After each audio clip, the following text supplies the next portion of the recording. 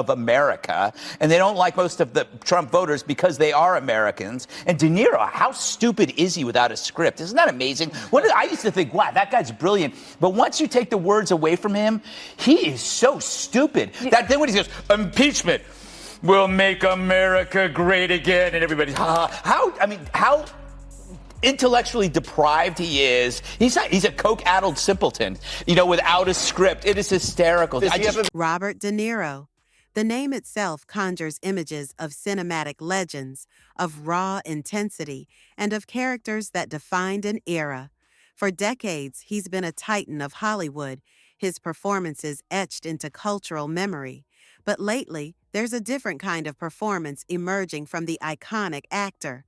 One that's less about method acting and more about, very public shouting matches.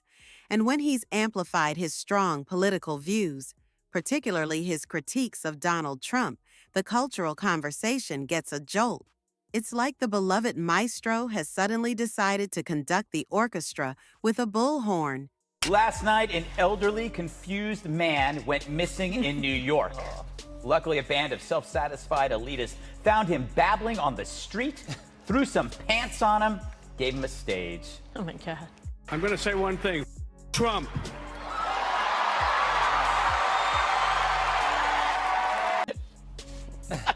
It kills me. Talk about persuasive. Really, I was on the fence about Trump, but then I decided to really listen to one of the great generational leaders of American pop culture. And the clenched fists at the end, that really drove it home. It looked like he was pressing a 2-pound weight in a Jenny Craig commercial. Oh, my God. Look at it again. It's so cute. Now, when De Niro unleashes his passion, it's often met with fervent agreement from his Hollywood peers and a certain segment of the public. He's become a vocal critic, a veritable one-man protest against what he perceives as threats to the nation. You see him in interviews, his brow furrowed, his voice brimming with conviction, often expressing a deep frustration that seems to consume him. It's a potent display, one that makes you wonder if he's preparing for a role or channeling a lifetime of pent-up opinion. Robert De Niro's 29-year-old child, Aaron, has come out as transgender. When the press asked her for comment, she said, "You talking to they, them?" Thank you. Flows. And the star of Dirty Grandpa, Robert De Niro, getting censored by The View after raging like a bull who saw a red MAGA hat. And they might think that it's going to make their life better, or they just want to, excuse my French, literally. But then there's Greg Gutfeld, the late-night host, known for his sharp wit and a comedic approach that often dissects the absurdities of modern life and politics, decided to take a closer look. Gutfeld didn't just disagree. He brought a verbal wrecking ball to what he saw as a meticulously crafted, yet ultimately hollow performance of outrage. It wasn't a debate. It was more like a masterclass in dismantling a carefully constructed argument with nothing but a smirk and a well-timed punchline. Crazier. Adam Schiff calls Trump a liar as he makes up quotes.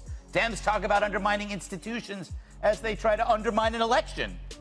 But when asked for reasons, the real story is how accusations of Trump's nutty behavior always ends up with the accusers acting nuttier.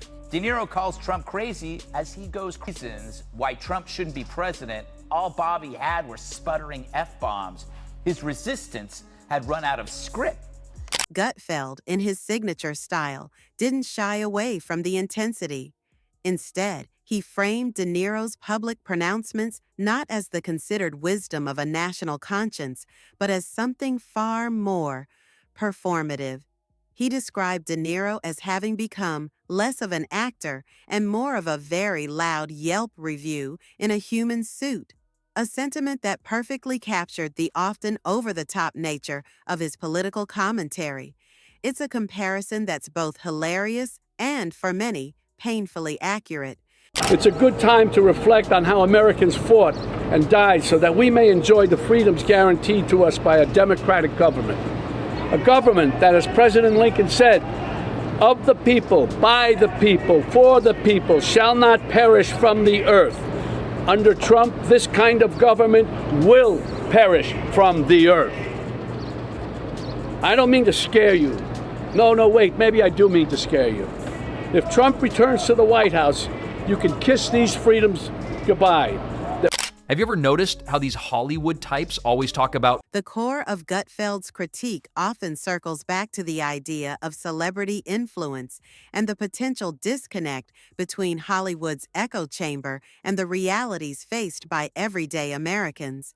He highlighted how De Niro, a man who has portrayed some of cinema's most complex and morally ambiguous characters, now seems reduced to playing a single, albeit loud, role: the perpetually aggrieved elder statesman.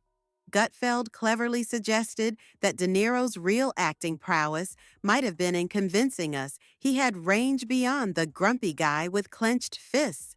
It's a fascinating angle. De Niro, the man who built a career on challenging authority and exploring the fringes of society in films like Taxi Driver and Goodfellas, now finds himself championing a narrative that, from Gutfeld's perspective, feels less like genuine dissent and more like a well-rehearsed script.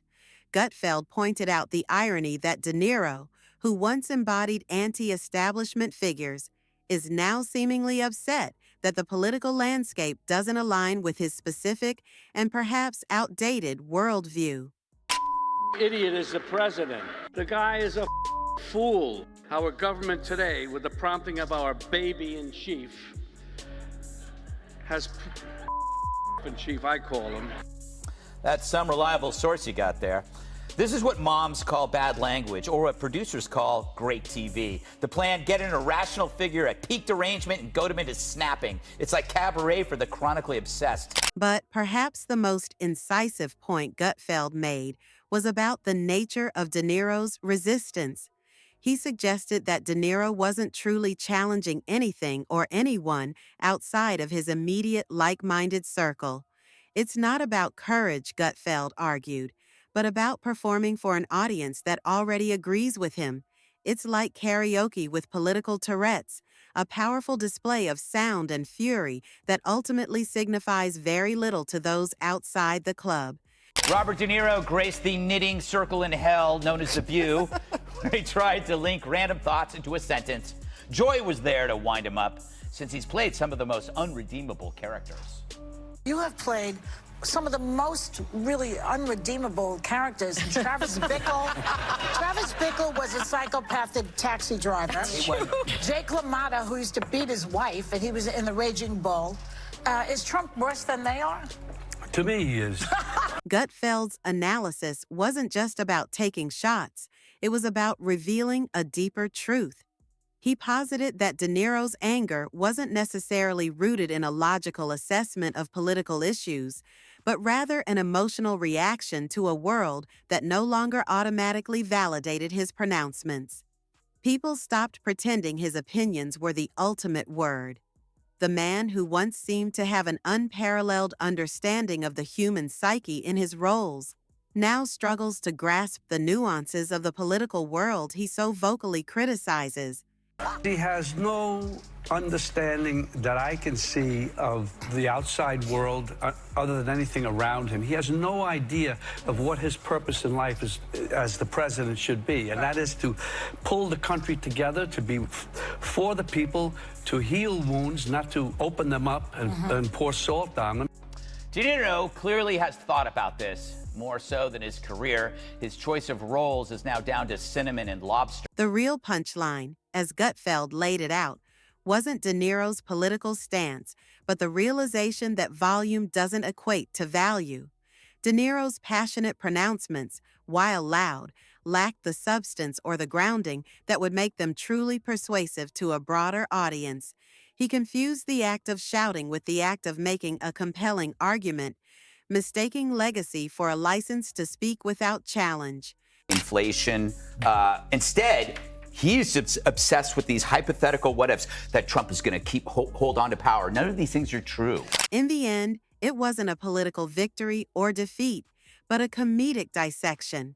Greg Gutfeld didn't destroy Robert De Niro with a barrage of counter-arguments. He dismantled him with jokes, with relatable observations, and with a clear-eyed view of the performance itself. De Niro brought anger and emotion to the table, while Gutfeld offered facts wrapped in humor and delivered with a disarming accuracy that landed far more effectively than any of De Niro's own pronouncements. And in this arena, reality, delivered with a punchline, was the ultimate winner. Good time to reflect on how Americans fought and died so that we may enjoy the freedoms guaranteed to us by a democratic government. A government that, as President Lincoln said, of the people, by the people, for the people, shall not perish from the earth. Under Trump, this kind of government will perish from the earth. I don't mean to scare you. No, wait, maybe I do mean to scare you. If Trump returns to the White House, you can kiss these freedoms goodbye.